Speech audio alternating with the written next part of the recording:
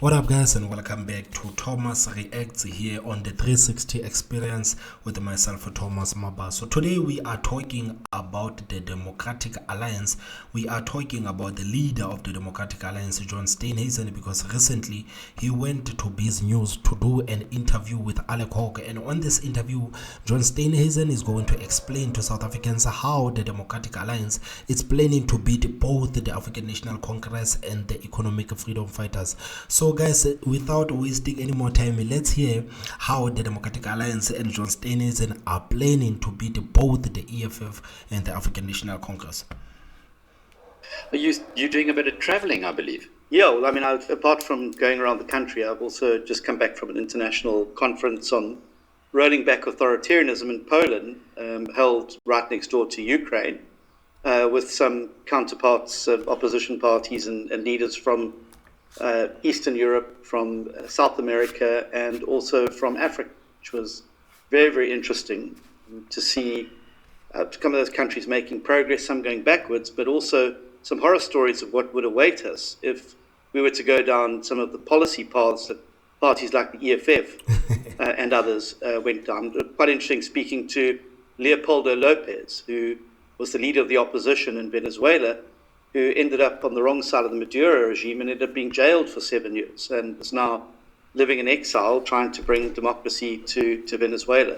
And again, just reignited that there's a lot to fight for in South Africa, and the cost of freedom is eternal vigilance. Indeed it is.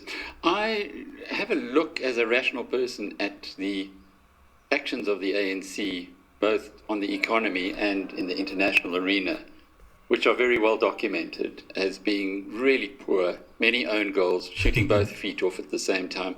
And you'd think that it's obvious that in 2024 the ANC would lose power. Yet today I was reading a report from the Eurasia Group, Ian Bremmer's business, which is one of the biggest political consultancies in the world.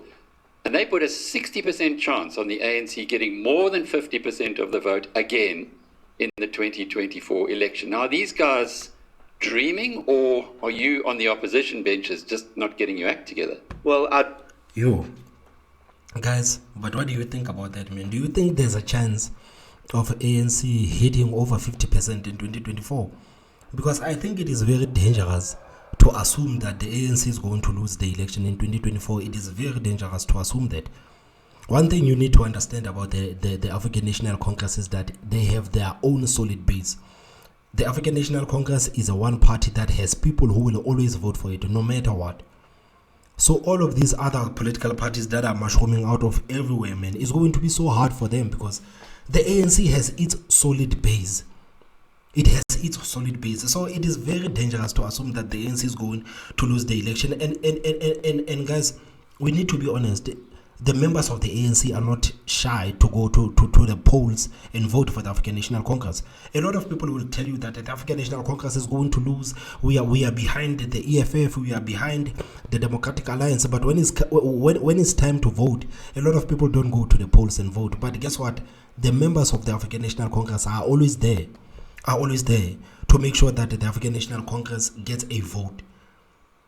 So that is one thing that the ANC is getting right. Most of these political parties are good with actually turning people up and firing people up, but that reaction, it does not reflect on the polls because people don't go to the polls to vote.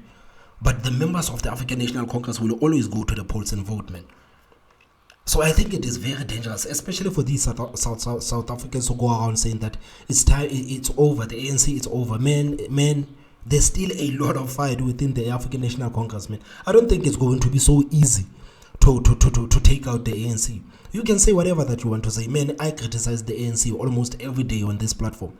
But I understand the power that the ANC has. The ANC has power because its people are not shy to vote, man. Its people are not shy to vote. I'd very much like to see what methodology they're using. We run the most sophisticated poll in the continent, and we're polling continuously. And a number of very interesting things have happened recently in that polling. First of all, the ANC's hit lows as low as 31 and 32%. and have not polled above 50% for the last 8 to 9 months. So it'd be very interesting to see what methodology they're using to base it on. But my understanding is that being a political analyst means never having to say you're sorry. And it'll be interesting to see some of the previous predictions they've made around elections, etc. I would just say this, though, and I don't think it takes a pepsologist to determine that the ANC is in deep, deep trouble. Their own polling is showing it. Certainly polls here in South Africa show it. And as load shedding and other policy failures start to bite, I think the situation is going to get worse rather than better. And today's jobs numbers that came out showed that there was another jobs bloodbath in Q1 23. And unemployment and the economy and energy are going to be the big issues that dominate the coming election. And the ANC is on the back foot on every single one of those metrics. Everything they've touched, from the railways to the harbours, to the economy, to education. But for some reason, people still go out there and vote for the African National Congress. That's why I say the African National Congress is so dangerous, man. All of these things that John Steenhuisen is talking about are facts. He's telling the truth here when it comes to unemployment and all these other issues that he mentions. But for some reason, people still go out there and vote for the African National Congress, man. So I don't think it's going to be very wise to bank on these issues. I don't think it's going to be very wise to bank on these issues, man. Because South Africa has had the number of a high number of unemployment rate for such a long time. For such a long time. How many years, guys? How many years? Our infrastructure has been crumbling for years, man. For years. Corruption has been rampant for years. But when it's time to vote, the people will vote for the African National Congress. Guys, it's mind-boggling, man. I'm telling you. To healthcare, they have fundamentally broken. And I do not see a path to victory for them with their own majority after the 2024 election. These guys, though, are respected internationally. And they put it on. And guys, I'm one of those people who believe that the ANC is going to win, but not with the majority. But I don't want to dismiss them because it's very dangerous to dismiss the ANC. It's very dangerous, man.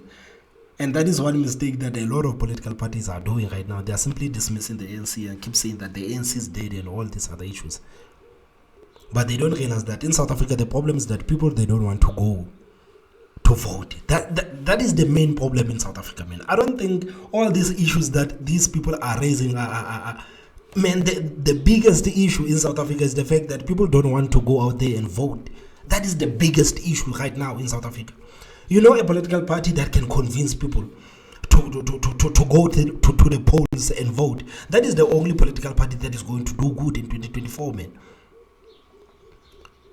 If your message is strong enough to actually make people go out there and vote, I'm telling you, that is the party that is going to make the difference in 2024. That's why I'm saying, like, even like all these issues that people are talking about, these issues have been here for a long time, man. They've been here for a long time, man. You know that South Africans have been disappointed for how long? Every 5 years, people are saying that now the ANC is done. Now the ANC is done. You see now. You remember even with Jacob Zuma, people said that the ANC will not survive Jacob Zuma, man. People said that the ANC will not survive Jacob Zuma. People said that Jacob Zuma is probably the last ANC president, man. But guess what? They came with Ramaphosa, man. And what did he say? He said, Tumamina.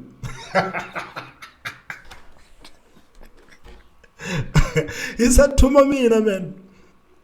And the people responded, man. The people responded. You know the base of African National Congress. The base of African National Congress, man, it's fascinating, guys. It is very fascinating, the base of African National Congress. If you put someone there who is appealing enough for them, even the people who didn't vote the last election, they are going to vote right now. So it is going to be very interesting to see how the ANC puts out their messaging for 2024. Man.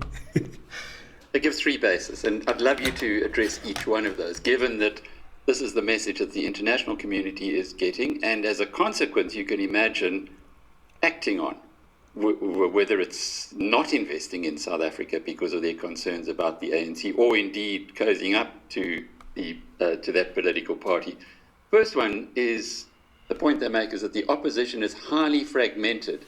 300 registered parties, 48 parties that contested the last general election, 14 currently represented in Parliament. And the Moonshot Pact, your Moonshot Pact, according to them, is unlikely to hold. Well, I mean, I would say that, again, I'd love to know what their methodology is. They haven't been sitting in the meetings that we've been having, which have been very constructive and are working towards it. Yes, South African politics is highly fragmented, but it's no different to many other democracies around the world. I mean, some of the ballot papers I've seen at elections I've observed in Africa and other parts of the world have far more parties. And guys, how do you think the DA is going to do in 2024?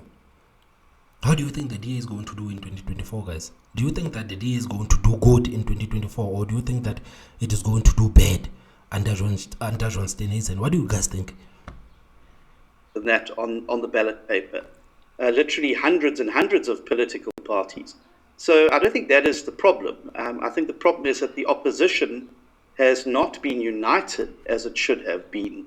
And that's precisely what the Moonshot Pact is attempting to do, with a 15-month runway ahead of the election for parties to be able to come together around a common set of values and principles and a program of action, and to focus on those things that unite us that need to be done to fix South Africa, rather than focusing on the things that divide us. So, I mean, we've been in this road before. I mean, these are the same people who said the DA would probably get 14% in the last election. There was no hope. And I think that what we've been able to do through the Moonshot Pact is to paint very, very clearly a pathway to victory, a credible path to victory. The non-ANC EFF-aligned opposition got around 35% of the vote in the last election. That's just 15 points shy of the majority, the magic number that you need to cross. Put in the mix the 14 million people who did not vote in the last two elections, plus the 13 plus million people who are not even registered to vote. There's a lot to play for. I believe that opposition parties can grow in this environment, and we can make good that 15% through getting people back involved in the political sphere, and it's making the case to particularly those 13 million people who aren't registered. And guys, what is it exactly that political parties are doing to persuade, for a lack of a better way, to persuade people to go out there and vote? What is it that these political parties are doing? Is there anything that a certain political party is doing to actually convince people to go out there and vote for them, man? Because this is a very important issue, man. Like John Steenhuisen is talking about it right now. This is a very important issue, man. People are not participating. Man, people, like, when it's election time, man, people are not even interested in that, man. You go to these different voting stations. You know that in townships we have a lot of voting stations. It's schools, it's what. And a lot of these polling stations will be empty, man. People will be just sitting at home carrying on with their own lives. They don't care about going there to vote, man. It is a big problem in South Africa, man. That you may not be interested in politics, but it is fundamentally interested in you. And if it can reach into your home, your business, your hustle, and switch off your lights, you can bet your bottom dollar that it's coming for your water, it's coming for your sanitation, your roads, your children's education, and your healthcare pretty soon. And you need to be part of the solution. And I think there's a compelling change message that we can set out very clearly going into this if the opposition is able to unite. And I would say the Moonshot Pact is by no means guaranteed, but I believe it is incumbent on us to do everything we can to put aside petty differences and focus on the fundamental things that unite us rather than those things that divide us, and be able to put a compelling offer, an alternative, and I say that very clearly, an alternative, before the people of South Africa at the next election. It's just such an interesting conversation that Herman Mashaba had with us only last week, where he said the big problem here is that it looks like the DA is lining up to be the coalition partner with the ANC in the next election. Now, last time we spoke, and also with your federal chair, Helen Ziller, the point was made that it is the second worst option. The worst option would be an ANC-EFF alliance, but the DA-ANC would be the second worst option. Surely it's time now. And I remember when we spoke about this, you said something would happen at the April conference, DA conference, where you were re-elected. And guys, how is ANC and the EFF worse than the ANC and the DA? Do you believe that the coalition of the ANC and the EFF will be worse than the coalition of the ANC and the DA? Guys, please tell me what you think. Surely it's time now, as Herman says, for the opposition parties to say we will not go in under any circumstances into coalition with the ANC, and then to fight together. Even if you lose, well, at least the people who voted for you knew what they were voting for. Or does that not happen in politics? Do you guys just change your mind when the votes have been counted? No, Alec, let me be very clear, and I was abundantly clear in the speech that I made after our Congress, and I invite anyone watching to go back and read that. It's widely available. Said very clearly, for the next 15 months, we're going to work as hard as we can to unite the opposition, to be able to bring together a solid bloc that will be able to challenge the ANC for power. Primary goal is to get the ANC out of power, and by working with opposition parties that share a common set of values and principles, a common program of action, and who want an alternative for the country. But, and I was very clear on that caveat, that the disastrous, the doomsday scenario for South Africa is an ANC-EFF tie-up. And having spent time with people who've lived in countries under authoritarian regimes that have rolled out the same Chavez Marxist policies, and to hear firsthand the stories of suffering, oppression, hunger, joblessness, and mass human displacement, we have to avoid that at all costs. So politics is about options. It's about making sure that you've got options available to prevent South Africa sliding towards a failed state. So my goal for the next 15 months is not to do a deal with the ANC. And I really wish Herman would focus on actually, the things that are bringing us together, rather than continuously carping at the things that he perceives are dividing us. So, guys, what does this mean for the Moon Pact short, guys? What does it mean? Because Herman Mashaba said that he's not going to work with the ANC. So I don't know if that is the stance of Action SA or that is Herman Mashaba's stance, but I know that he said that there is no way that he himself is going to work with the ANC. So he's also accusing the DA of actually talking with the ANC behind everyone's back. This is the same allegation that Gayton Mckenzie made about the Democratic Alliance, saying that the Democratic Alliance and the DA and the ANC are talking behind everyone's back. And the same thing right now is being said about Herman Mashaba. So what does it mean for the Moon Pact short? Is the alliance going to be strong? Or what's going to happen? Because I believe that if Herman Mashaba feels so strong about the fact that the DA is working with the ANC, I don't think it's good news, man, for the Moon Pact short. So what does this mean? Because besides the DA, the other biggest party there, it has to be Action SA. I have no interest in working with the ANC. I've made it very clear that I want to work with opposition parties to be able to put together a compelling alternative for South Africa. That is the first prize. But I will also do everything in my power, and I think our voters would expect it. And guys, you heard John Steenhuisen said that he doesn't want Mashaba to focus on things that separate them. He needs to focus on things that that brings them together. But it feels like he's dismissing what Mashaba is saying. It feels like he's dismissing what Mashaba is saying. Mashaba is saying you guys are talking with the ANC. It feels like he's simply dismissing what Mashaba is saying. And I don't think that Mashaba is going to appreciate this. I think the economy would expect it from us. And I think anyone who looks at politics maturely would expect from us to make sure that the EFF do not get into the union buildings, either through the front door or through the back door. And we must prevent that at all costs. Because I want to say to you, Alec, if that scenario happens, overnight, there will be mass disinvestment in the economy. People who were holding out to see what happens at election will give up on South Africa. There will be capital flight, the likes of which we've never seen before, and skills flight.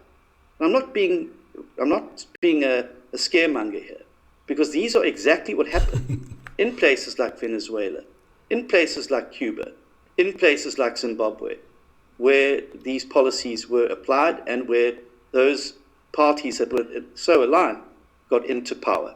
So my message to Herman and to all the other leaders is, if we want to prevent us having to work with the ANC, well, let's join hands, stand shoulder to shoulder, and go out there and make a compelling case to the citizens of South Africa and show them that we can work together.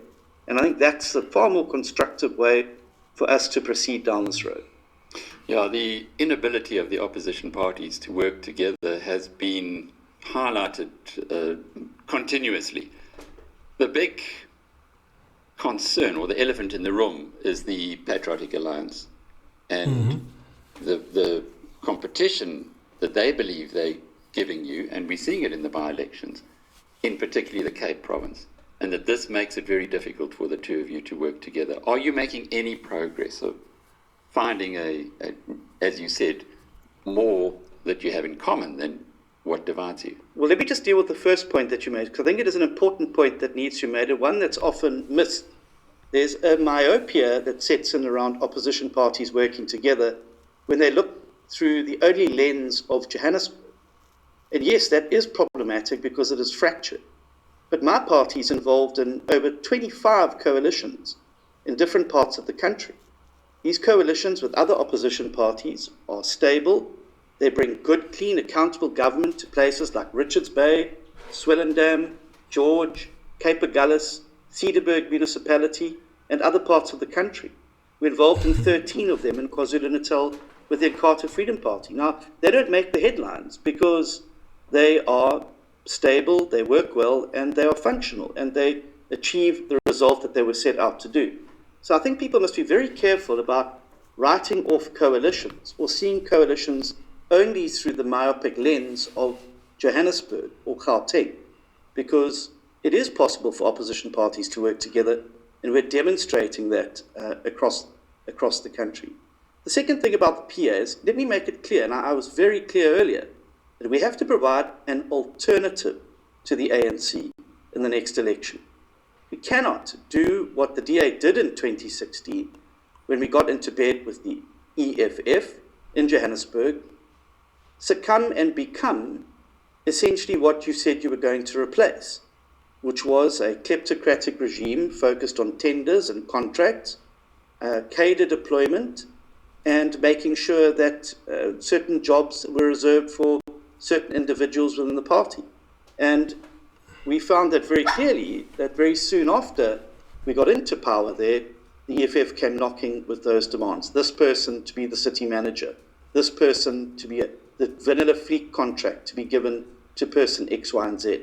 That's not an alternative.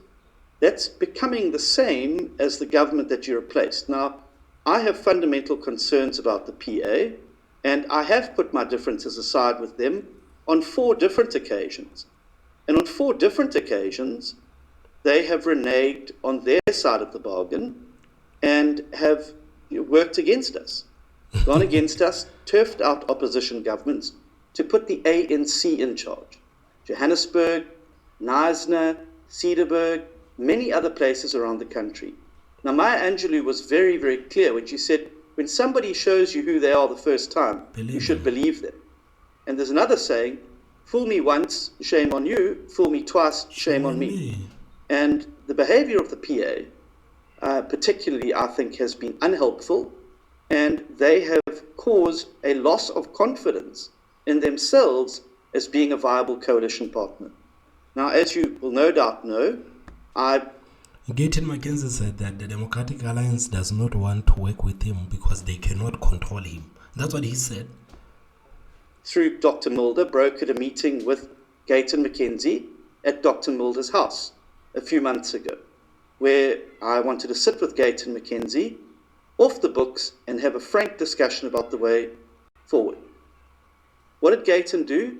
He left that meeting despite the agreement that it was going to be kept for that time under wraps, and went and told the newspapers that we had agreed to make him the mayor of Johannesburg, when nothing of the sort had even been decided.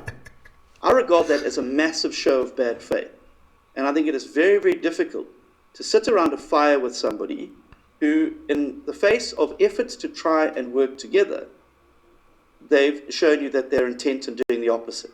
And the most recent was in Nelson Mandela Bay. Yes, there may well be a competition in the Western Cape. I think they're going to pick up a lot of the good and CCC votes that were going around there, certainly if I look at the trends, and they may well be a force around the country. But here's the thing, Alec. You can't get into bed with people who are going to force you into being another version of that which you seek to replace. And when I see the stories coming out of Beaufort West, I see the concerns raised by Ratings Africa, I see the concerns around the Auditor General about bank accounts that were opened, donations that were ostensibly supposed to go to Beaufort West and ended up in somebody else's account, seeing the broken promises there, and seeing the CADA deployment that's now happening in Johannesburg, that switches me off, and I think would switch a number of voters off. I don't want to get into government and then not be able to govern according to the values and principles that are going to be required to really change things. So Gayton's got a lot of work to do to convince certainly me and many of the other opposition leaders whose fingers he has burnt that he is indeed somebody who we can sit around the campfire with in a trusting environment and in a way that's going to be able to constructively build a relationship that will go the distance, and not a fair weather arrangement where when something better comes along, you move along. So what does Gayton Mckenzie have to do to get back into the Moonshot Pact? Well, he would certainly have to avow his working relationship with the ANC. He's actively working with the ANC in Johannesburg, in Nelson. And speaking about Gayton Mckenzie and the ANC, you remember Gayton Mckenzie said that he is challenging the ANC, the Democratic Alliance, to sign some document declaring that they are not going to work with the ANC. He said that he is challenging the Democratic Alliance because, according to Gayton Mckenzie, Democratic Alliance wants everyone not to work with the ANC, but they themselves want to work with the ANC. Those are Gayton Mckenzie's allegations. That whenever you talk with the Democratic Alliance, the first thing they say is that you must sign down that you will never work with the ANC. But no one has seen a signature of the DA where they declared that they will never work with the ANC. That's what Gayton Mckenzie said. Mandela Bay and a variety of other municipalities, Knysna, etc., against the opposition. Now, you can't be dancing with me in the moonshot and stabbing me in the back at the same time in Johannesburg, Nelson Mandela Bay, and other places. You can't be fish and fowl. You must make a choice now.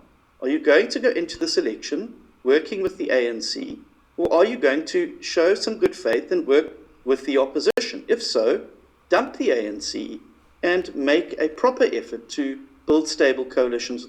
That would be a massive show of good faith. Secondly, deal with these allegations that are now surrounding Beaufort West, because they strike at the very heart of the model of good governance and accountability, and a government that is responsive to people's needs and not the needs of politicians. And frankly, the stuff around Beaufort West stinks to high heavens, and it needs to be cleared up, because it is going to be a cloud above the PA and Mr. Mckenzie's head, certainly as long as it remains unclarified. Just again, and maybe just to close off with it, the rational mind looks at South Africa and they see the track record of the ANC, and they see the track record of your party, of the DA, in the Western Cape, which runs well. It's like a different country in the Western Cape. And I know that, having lived in Gauteng for so long and now having relocated to the Western Cape. In a rational world, it would be a no contest. But why isn't it? Well, because of our history in the past, and also because I don't think in the past there's been a path to victory for the opposition. Every election since 1994 has been a foregone conclusion. I think this next election is going to be the first in 75 years where no party is going to emerge with the majority. And certainly the first post-democracy where the ANC is not guaranteed an outside win. And I think that many voters in the past have said, well, my vote doesn't count. It doesn't matter. The ANC is going to win anyway, and have stayed at home. I think that by being able to put on the table a compelling alternative offer to South Africa, one that can get the economy moving, one that can create jobs, one that can fix the broken education system, one that can keep you safe, is a... The problem is that when you come and make these promises, people feel like you are simply mimicking the ANC, because that's what the ANC has been saying to people all along. Because when you go to people and tell them, this is what we're going to do to create jobs, this is what we are going to do to fix the infrastructure, to fix the roads, to fix the education system, they feel like you are mimicking the ANC. So I feel like the ANC has broken down South Africans, because South Africans right now, they don't want to listen to any political parties, man. South Africans are not really interested in politics as a whole, because like Alec Hawke says, like rational minds could say that it is no contest that the ANC is going to lose the election, but for some reason the ANC will always win the elections. It's because the so-called rational minds that they don't want to go and vote. They don't want to go and vote. So when you make promises to people, people feel like this is the same thing that the ANC has said to us before. Compelling offer, and one that can end load shedding. And the great thing here, Alec, is that we've got the proof points to show it. 98% of all net new jobs in the last quarter created in the DA-run Western Cape. Crime down 14% thanks to our devolution model that has put more police on local policing initiatives. GBV and sexual crimes down 10%. Our education outcomes are almost double and treble that of the national government. We've got a functioning public transport system. Everyone has a hospital or health facility within 5 kilometers of them. We're equipping our economy to grow. We're investing in infrastructure. These are the things that we want to do at a national level now, and that is why it is fundamentally important that people support the DA, so that we can be the anchor of a new majority in South Africa that can bring those things to the other provinces around the country. And that's certainly going to be the mission over the next 15 months, to make that compelling offer to South Africans, that complaining about the situation, sitting bemoaning load shedding, the high crime rate, is not going to solve things. Change does not happen by osmosis. It happens through an active act of the will of voters to come out and vote for that change. And that's the message we'll be taking out to citizens across the country. We've always believed at BizNews that you should never underestimate the intelligence of the common man, but never overestimate their knowledge. And I think from what you've told us now, the challenge for the DA is to get that knowledge, or to share the knowledge of a very, very real template which exists in the Western Cape, that it can happen elsewhere in the country. John Steenhuisen is the leader of the opposition, the leader of the Democratic. So guys, what do you think about that, man? Because throughout this whole interview, I was really... The caption of the interview caught my attention, because I thought that maybe on this interview, John Steenhuisen is simply going to demonstrate how the DA is going to beat the EFF and the African National Congress. But I don't feel like he has done that, because I feel like Alec decided to focus on Gayton Mckenzie. I don't know if I'm wrong, guys. I could be wrong. Please tell me what you think in the comment section, and don't forget to hit that like button. And the most important part, guys, please subscribe. My name is Thomas Mabaso, and I will see you next time. Bye bye.